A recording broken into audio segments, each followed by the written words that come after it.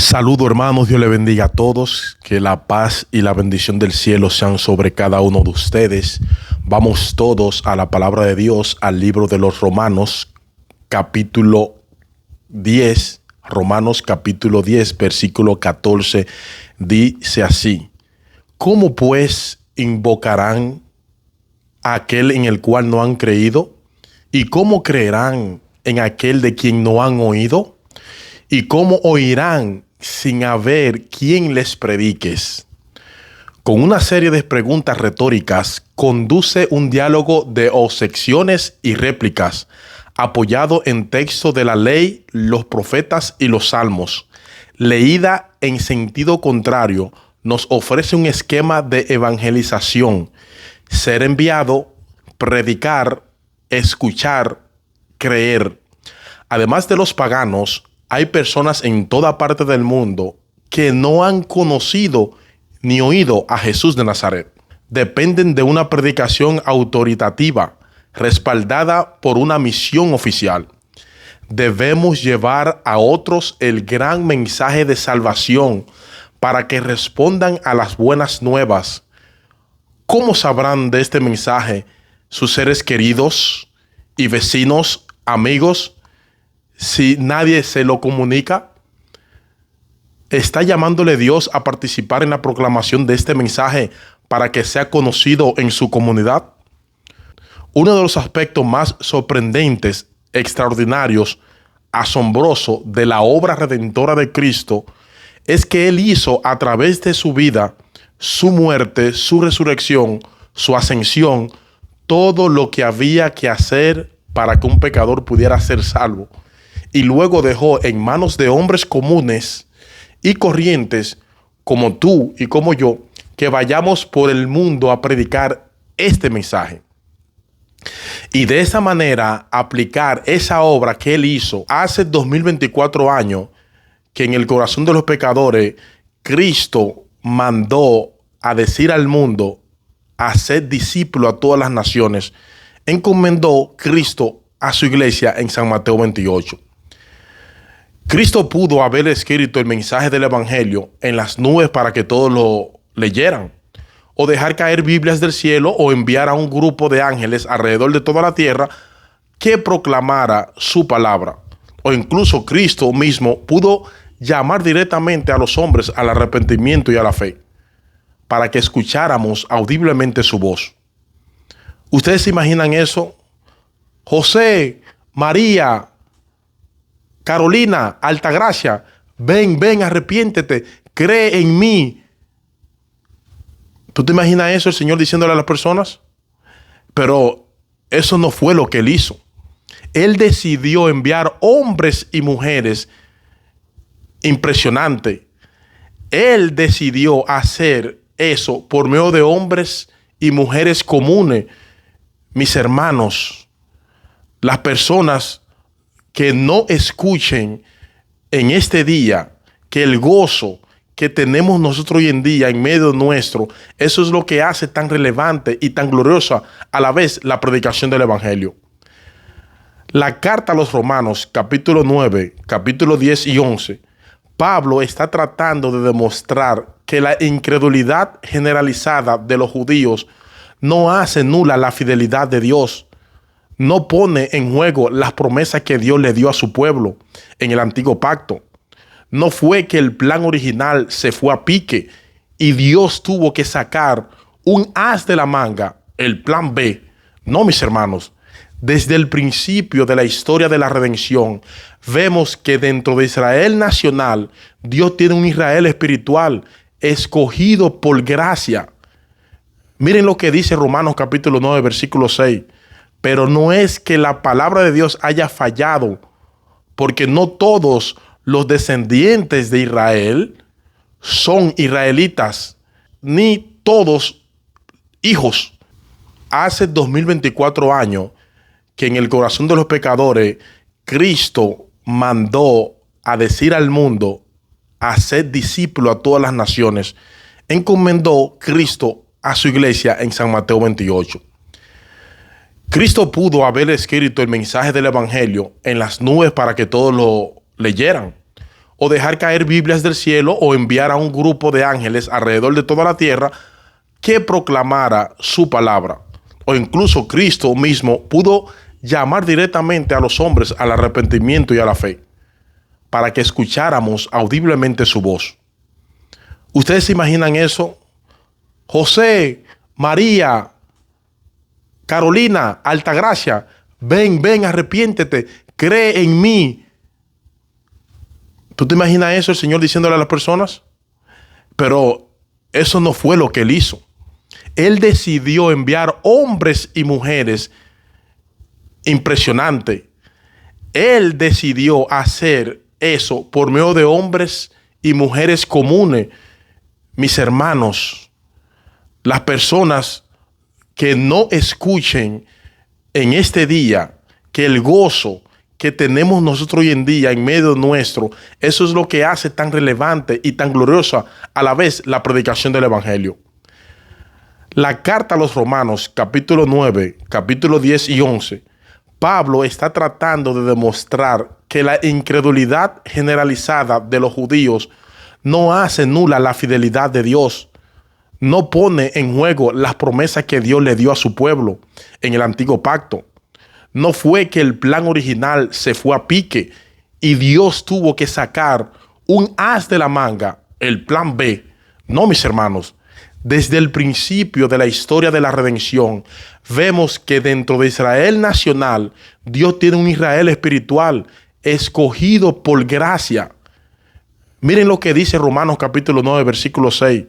Pero no es que la palabra de Dios haya fallado, porque no todos los descendientes de Israel son israelitas, ni todos hijos por ser descendiente de Abraham. Dios tiene un pueblo escogido por gracia, y no solo de Israel, sino del mundo entero, también de los gentiles, de manera que la salvación no depende de la raza, depende de la gracia. Ahora, ¿quiere esto decir que los incrédulos se perderán porque no fueron escogidos? Dios tiene un pueblo escogido por gracia. Entonces, lo que aquellos que no se salven es porque no fueron escogidos. Esa es la pregunta que Pablo está respondiendo desde el final del capítulo 9 hasta el capítulo 10, y su respuesta básicamente es esta. Si bien es cierto que Dios es el responsable de la salvación final de los creyentes, el hombre que se pierde es responsable de su condenación. Esa es la respuesta de Pablo, de manera que la razón por la que los israelitas rechazan a Cristo no es porque no fueron escogidos, sino porque en su orgullo ellos prefirieron tratar de ganarse la salvación por medio de su esfuerzo, por medio de su obediencia a la ley, antes que venir como mendigos pidiéndole a Dios misericordia. Romanos capítulo 10, versículo 3. Pues desconociendo la justicia de Dios y procurando establecer la suya propia, no se sometieron a la justicia de Dios. Ese es el problema, dice Pablo. Yo no quiero la justicia como un regalo. Yo me la quiero ganar con mi obediencia. Ese es el contexto del pasaje que vamos a estudiar hoy, mis hermanos. Y podemos resumir la enseñanza de esta sección de Romanos 14 al 21, 10, 14 al 21. En primer lugar, en los versículos 14 y 15, Pablo nos muestra que la predicación del evangelio es el medio usado por Dios para salvar a los pecadores. Muy sencillo, ¿verdad? Nada complicado. La predicación del evangelio es el medio usado por Dios para salvar a los pecadores. Y vamos a ver que Pablo dice que los israelitas escucharon la predicación y la rechazaron. Pero lo primero que él quiere demostrar es, ellos tenían lo que se necesitaba: predicación. Predicación, mis hermanos. Noten el versículo 13 de Romanos 10, para ponerlo en contexto, porque todo aquel que invoque el nombre del Señor será salvo. Verso 14, ¿cómo pues invocarán a aquel en quien no han creído? ¿Y cómo creerán en aquel de quien no han oído? ¿Y cómo irán sin haber quien les predique? ¿Y cómo predicará si no fueren enviados? tal como está escrito, cuán hermosos son los pies de los que anuncian el evangelio del bien. ¿Ven el punto, mis hermanos, mis hermanas? Todo lo que se requiere para recibir el regalo de la salvación es invocar a Cristo como Señor, confiando en la eficacia y suficiencia de su obra en la cruz del Calvario. Hay personas que invocan a Cristo y no son salvos. Cada vez que tienen un problema, y sobre todo si es un problema serio, ay Señor, invocan, Jesús, ayúdame. Pero no es de esa invocación que Pablo está hablando aquí. Pablo está hablando allí. Para esas personas, Jesús es como un paramédico. Tengo un problema hoy económico, tengo un problema hoy de salud, y tratan a Jesús como un paramédico. Por ejemplo, usted tiene un accidente de tránsito, esperan que llegue el 911, viene el paramédico, lo atiende, le da los primeros auxilios, pero tú no tienes nada que ver con ese paramédico. Nunca más lo vuelve a ver, probablemente. No es esa invocación que Pablo está hablando aquí. Es aquel que decide levantar su bandera blanca de rendición y se somete voluntariamente a Jesús como Señor, confiando en su obra de redención. Vean otra vez el versículo 9, que si confiesas con tu boca a Jesús por paramédico, no, por Señor, y no olviden que esa palabra significa Dios, amo, dueño, soberano, gobernante. Todo aquel que confiesa con su boca que Jesús es el Señor y cree en su corazón que Dios le resucitó de entre los muertos, que Dios aceptó su obra en la cruz del Calvario, que Dios aceptó el pago por nuestros pecados, y tú crees eso, serás salvo. Gloria a Dios, aleluya. Pero ahora Pablo quiere mostrarnos el papel tan crucial que juega la predicación del evangelio en este proceso. Para que un pecador pueda creer en Cristo, invocar su nombre y ser salvo, nadie puede invocar el nombre de Jesús a menos que sepa quién es el Señor y lo que Él hizo para salvar a pecadores. Y Él crea en esos hechos acerca del evangelio, creer en los hechos del evangelio. De ahí la primera pregunta de Pablo en el versículo 14. ¿Cómo pues invocarán a aquel en quien no han creído? No se puede invocar sin creer. Imagínate que tú estás en un río profundo, amigo, hermano, bien profundo, y se forma un remolino y una persona fácilmente se puede ahogar con arena movediza. Eso es peligroso.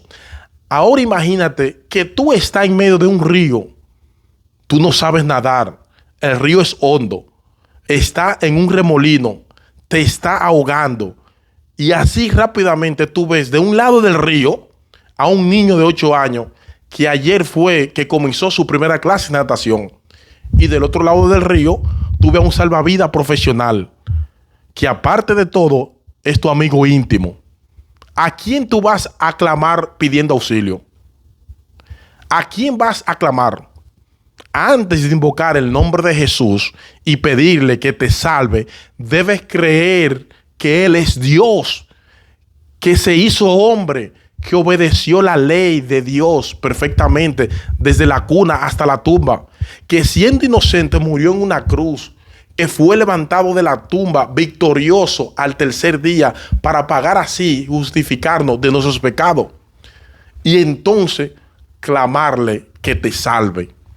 Mi hermano, mi amigo que está viendo esta predicación, si no conocemos esos hechos del evangelio o no creemos en la veracidad histórica de esos hechos, ¿cómo voy a pedirle a Jesús que me libre de la esclavitud y de la condenación del pecado y me conceda como un regalo la vida eterna?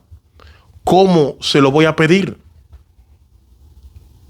Hay personas que de verdad yo creo que son bien intencionadas. Quizás tú lo has visto, que se colocan en la puerta de un centro comercial y todo el que pasa por ahí le dice: Dios te ama, Dios te ama. Vuelvo y repito, probablemente son bien intencionados, pero déjame decirle que eso no es evangelizar. Eso no es evangelizar, mis hermanos. Nadie se va a salvar porque crea que Dios existe. El diablo sabe eso. dice Santiago, y tiembla. Nadie se va a salvar porque crea que Dios es amor. Nadie se va a salvar porque crea que Dios es amor. Necesitamos conocer y creer lo que Él hizo a favor de pecadores por medio de la persona y la obra del Señor Jesucristo para resolver el problema de nuestros pecados sin pasar por alto su justicia. Y no es que hay que ser un teólogo para salvarse. No, mis hermanos. No hay que ser un teólogo. Estas son verdades muy sencillas del Evangelio. Lo que estoy diciendo es que se requiere de un conocimiento esencial, un conocimiento fundamental de los hechos del Evangelio para creer, invocar y ser salvo. Somos pecadores, merecemos la perdición eterna, merecemos la condenación, ser condenados en el tribunal de Dios. Pero el Dios hombre Jesucristo pagó por nuestros pecados. Es difícil de entender eso, mis hermanos y amigos que me están viendo. De manera que la salvación es por gracia, es por medio de la fe, porque Dios hizo por medio de Jesucristo todo lo que había que hacer para conceder la salvación como un regalo a todo el que venga clamando por misericordia. Gloria a Dios, aleluya. ¿Eso es difícil de entender? La segunda pregunta que dice Romanos 10:14, ¿cómo pues invocarán a aquel en quien no han creído? ¿Y cómo creerán en aquel de quien no han oído? Ese conocimiento acerca de Jesús, acerca de lo que Él hizo en la cruz del Calvario, no se adquiere por intuición. No es que un día te levantaste y dijiste, ven acá Jesús, ¿qué fue lo que tú hiciste por mí? Y te pones a razonar y llegas a la conclusión de que Él murió por nuestros pecados. No, eso no pasa así. Nadie llega a ese entendimiento por intuición. Yo necesito oír el Evangelio para entender y creer en el Evangelio. ¿Y cómo vamos a escuchar, hermanos? Dice Pablo, por medio de la predicación. La tercera pregunta, ¿y cómo irán sin haber quien les predique? ¿Cómo oirán sin haber quien les predique? Yo no necesito un sueño. Yo no necesito una visión para saber quién es Cristo, para saber lo que Él hizo, para salvarme a mí. Yo necesito predicación. Ahora bien, hay un detalle extremadamente importante en la segunda pregunta. ¿Qué necesita para observación? Hermano, de verdad, si tú no te acuerdas de nada de este mensaje que usted está viendo, que está escuchando, voy a ir bastante satisfecho. Lo que dice la segunda pregunta literalmente, dice así: ¿cómo creerán en quien no han oído? ¿Cómo creerán en aquel acerca de quién o de quién no han oído? Pero lo que el texto griego dice literalmente es esto: ¿cómo creerán en quien no han oído? Mis hermanos, mi hermana, lo que voy a decir esto con mucha calma, tranquilo aquí, para que no nos perdamos. Lo que Pablo parece estar diciendo aquí no es únicamente que tenemos la necesidad de escuchar acerca de Cristo durante la predicación para salvarnos, sino que necesitamos escuchar a Cristo. No es de Cristo, es a Cristo. Podemos traducirlo también de esta manera: ¿cómo creerán en aquel a quien no han oído?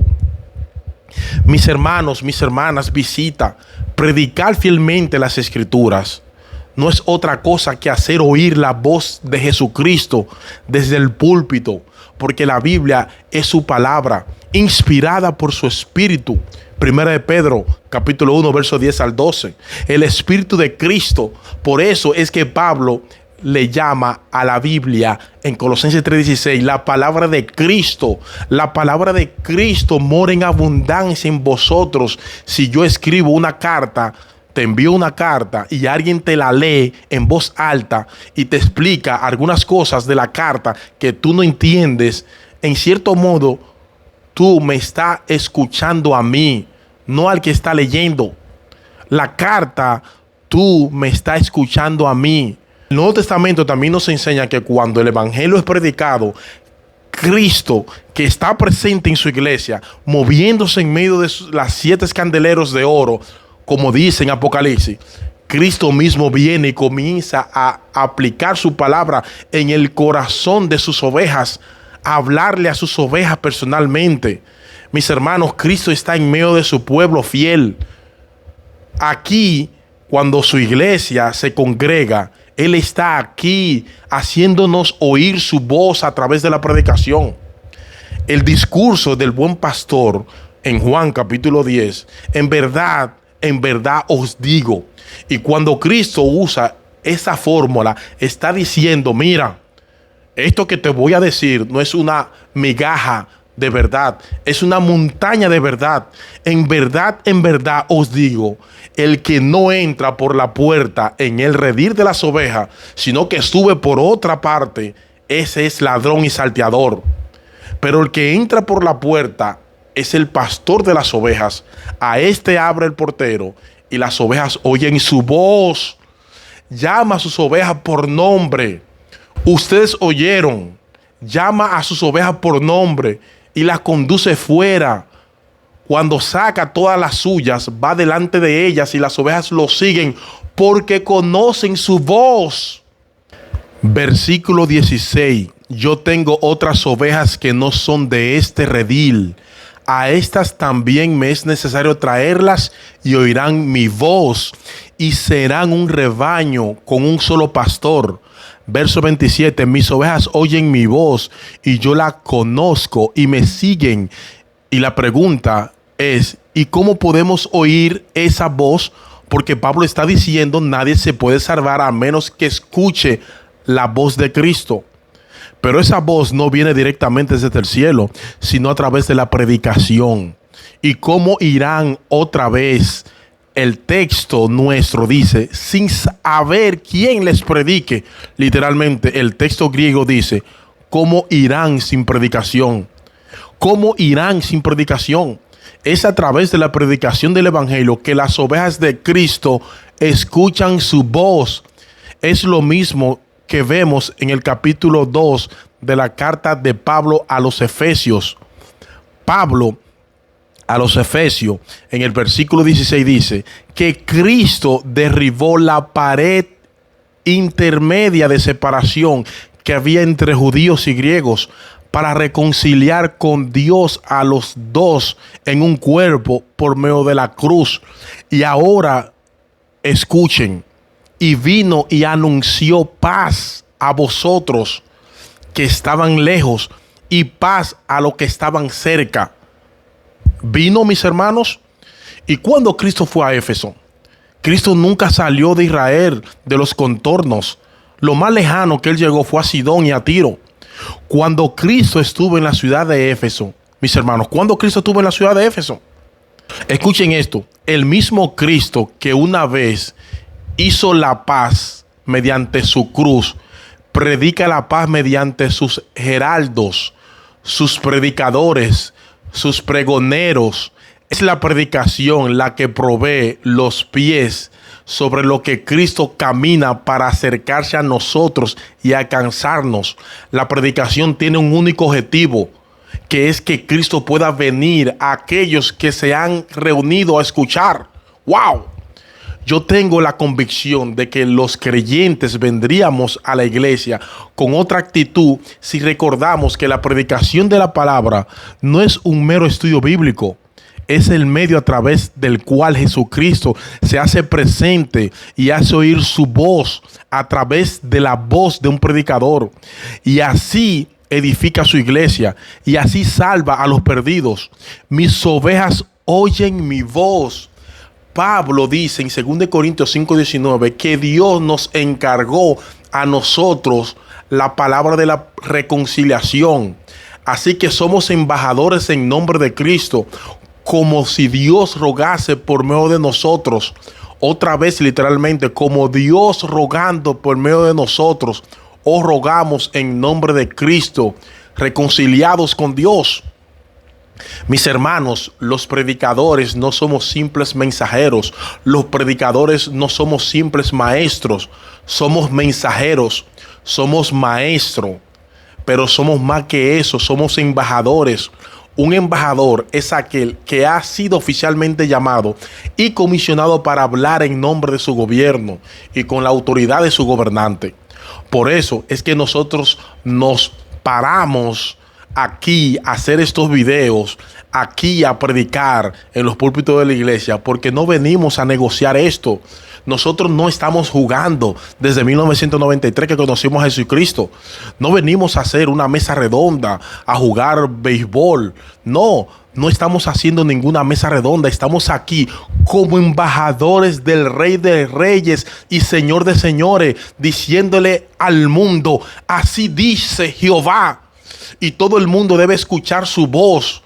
No estamos negociando nada, estamos anunciando algo en nombre de Dios, en nombre de Dios. De ahí la cuarta pregunta de Pablo en el versículo 15 de Romanos 10. ¿Y cómo predicará si no son enviados? ¿Enviados por quién? El contexto, debemos llevar el texto a su contexto. Debemos entender que Pablo se está refiriendo a Dios como aquel que envía, comisiona a sus mensajeros. Rogad al Señor de las mies para que Él envíe obreros a sus mies. Dios los envía para anunciar en su nombre que hay perdón en Cristo para todo aquel que cree. Los pecadores, dice Pablo en segunda a los Corintios, capítulo 2, versículo 17, hablamos de parte de Dios y delante de Dios. ¿De parte de Dios y delante de quién? Y delante de Dios. La iglesia es la embajada del reino de los cielos y los predicadores somos los embajadores que traemos palabras de paz a los enemigos de Dios. Estamos anunciando que Jesucristo, el Dios encarnado, pagó la deuda de nuestros pecados y que ahora Dios ofrece perdón, reconciliación, vida eterna por medio de Jesucristo para todo aquel que cree. Es por eso que los pies de los que llevan este mensaje al mundo son tan preciosos. Versículo 15, cuán preciosos son los pies de los que anuncian el evangelio. Pablo está citando aquí un pasaje que se encuentra en Isaías 52.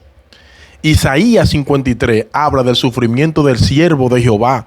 Pero escuchen lo que dice el profeta Isaías en el capítulo 52:6, hablando de lo que iba a ocurrir cuando los israelitas regresaran del exilio babilónico.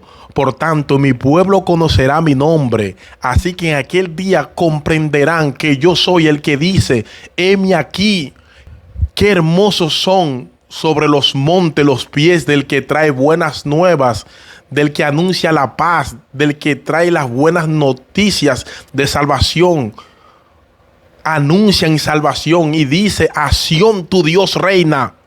Qué hermosos son esos pies. Fuimos comisionados por Dios para proclamar el mensaje, el glorioso mensaje de que nuestro Rey Jesús ya venció en la cruz del Calvario, ya está entronado en los cielos a la diestra de Dios el Padre y tiene toda potestad para conferir perdón y vida eterna a todos los que creen e invoquen su nombre. Cuán hermosos son esos pies. Qué privilegios para los que predican y qué privilegios para los que escuchan. El que escucha a un predicador, no importa quién sea, es el que escucha la voz de Jesucristo a través del predicador. ¡Qué privilegio!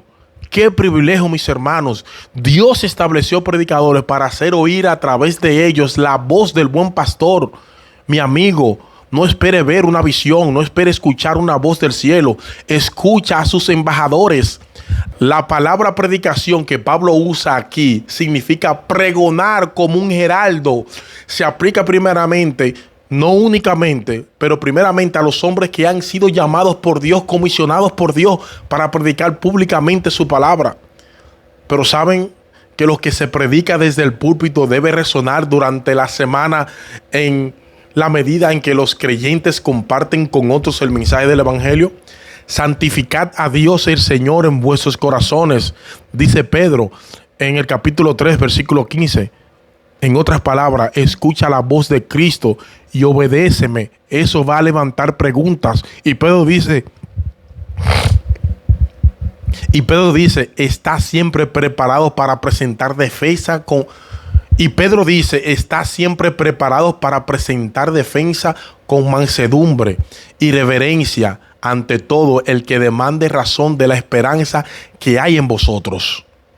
Nadie va a invocar el nombre de Cristo a menos que crea en Cristo. Y nadie puede creer en Cristo a menos que escuche el mensaje del Evangelio.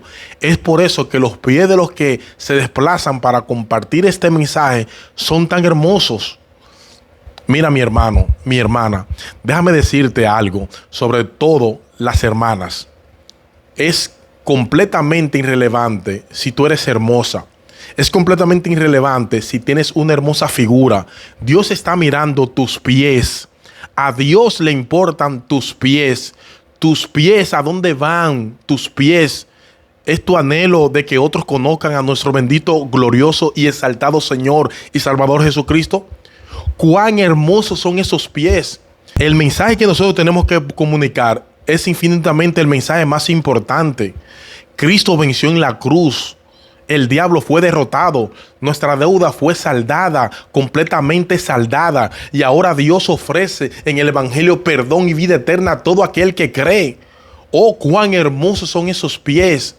Pero ahora viene la segunda parte de la argumentación de Pablo en los versículos 16 al 21.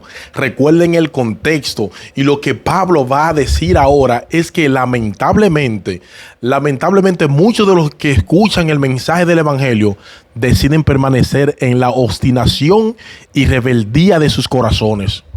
Versículo 16. Sin embargo, Pablo ha dicho algo tan glorioso, pero de repente dice, sin embargo, y yo me imagino de verdad que cuando Pablo escribió esto, su corazón estaba roto en mil pedazos. No todos hicieron caso al Evangelio, mis hermanos. Miren, qué glorioso es la predicación. Cristo mismo llamando a hombres, pero no todos hicieron caso, no todos obedecieron. Porque Isaías dice, Señor, ¿quién ha creído a nuestro anuncio? Y ese texto se encuentra precisamente en Isaías 53. ¿Ven? Isaías 52, cuán hermosos son los pies de los que anuncian el Evangelio. Isaías 53 dice, Señor, ¿y quién ha creído a nuestro anuncio? ¿Quién ha creído a nuestro anuncio? Es interesante notar que ese texto de Isaías 53 se cita al final del ministerio de Jesucristo en el Evangelio de Juan. El capítulo 12, antes de la semana de la pasión, dice, los judíos no creyeron en Jesús. Como dice Isaías, ¿quién ha creído a nuestro anuncio? Y ese mismo texto aparece en Hechos 28 para hablar del ministerio de Pablo. Y dice una vez más que los judíos no oyeron, no creyeron. Como dice Isaías, Señor, ¿quién ha creído a nuestro anuncio? Mis hermanos, mis hermanas, la predicación puede ser ungida por el Espíritu de Dios y no producir absolutamente nada en el corazón de muchos. Pasó con Jesús, pasó con Pablo y ha pasado con muchos predicadores a lo largo de la historia. Nosotros no podemos evaluar a un predicador por el tamaño de su iglesia.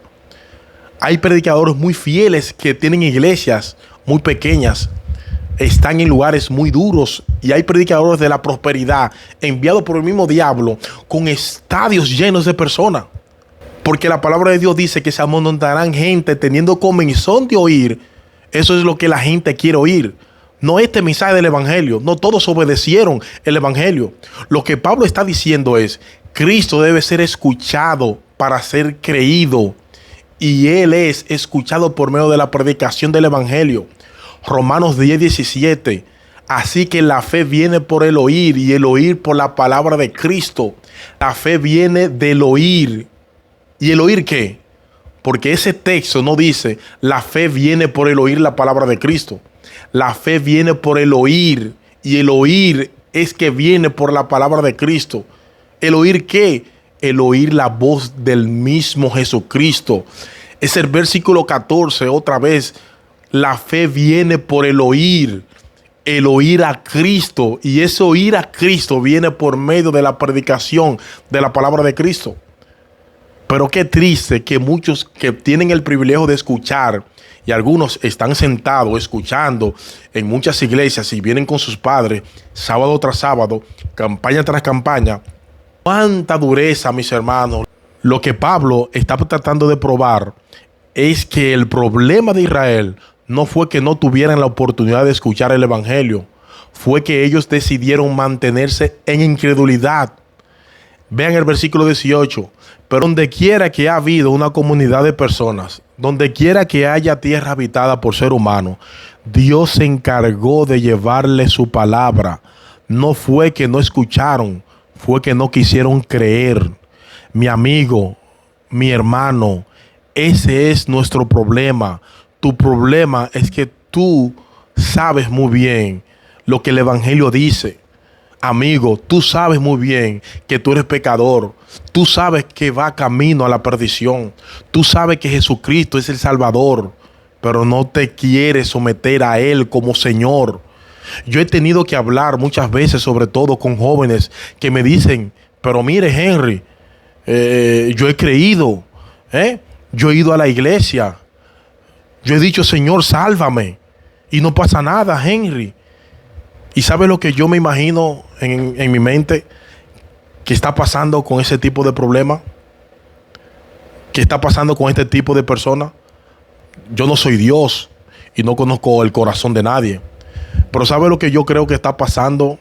Que esas personas no se quieren ir a la perdición eterna, pero tampoco quieren dejar el mundo. Y están con una soga aferrándose al mundo, tratando de ver qué tanto se pueden extender para agarrar a Cristo, ir al cielo, pero sin soltar su pecado, sin soltar el mundo. Así no se puede, mis hermanos. No hay compromiso bilateral.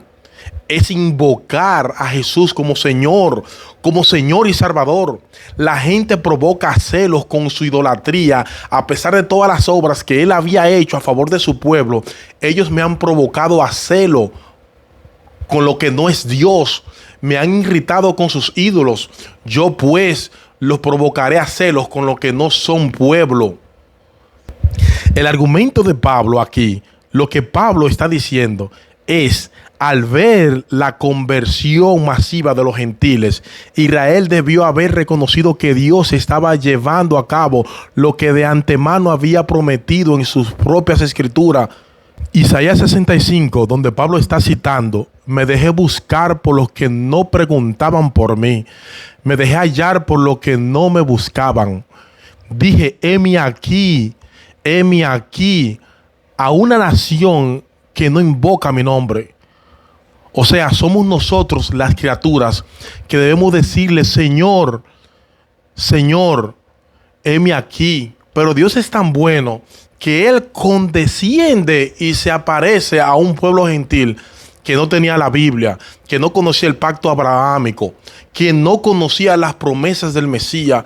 Y Dios le dice a los gentiles, mírame aquí, heme aquí. Y ellos, y esos gentiles creyeron. Pablo acaba de cerrar su argumento porque él comienza con lo mismo en el capítulo 9, versículo 30 de Romanos. ¿Qué diremos entonces? ¿Que los gentiles que no iban tras la justicia alcanzaron justicia? Es decir, la justicia que es por fe, pero Israel que iba tras una ley de justicia no alcanzó la ley. Ven el mismo argumento, versículo 20, fui hallado por los que no me buscaban. Versículo 21, por en cuanto a Israel dice, y vuelve a citar a Isaías, todo el día he extendido mis manos a un pueblo desobediente y rebelde. ¡Wow, mis hermanos! Dios se está mostrando aquí como un padre que extiende los brazos a su hijo pródigo, a su hijo extraviado, y le pide que vuelva a casa.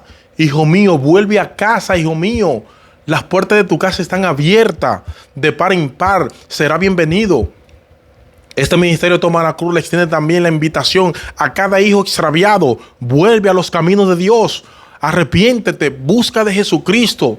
Aunque venga sucio como el hijo pródigo, habiéndose revolcado en el lodo. Ven, hijo mío, ven. ¿Ustedes se imaginan eso? Dios diciendo, ven, hijo mío, ven. Pero el hijo decide mantener su actitud desafiante en contra de su padre. ¿Por qué la mayoría de los israelitas rechazaron al Mesías? ¿Porque no fueron elegidos? No, porque no quisieron ver, porque no quisieron, mis hermanos, ¿Ven el contraste, hermanos, entre Romanos 9 y Romanos capítulo 10? En Romanos 9, Pablo enfatiza la elección soberana de Dios en la salvación de los creyentes. A partir del capítulo 9, versículo 30, y hasta el final del capítulo 10, Pablo enfatiza la responsabilidad humana en aquellos que se pierden. No podemos coger entre una doctrina y la otra. Las dos están en la Biblia. Pero Henry, yo no entiendo. Yo tampoco. Pero Dios lo dice.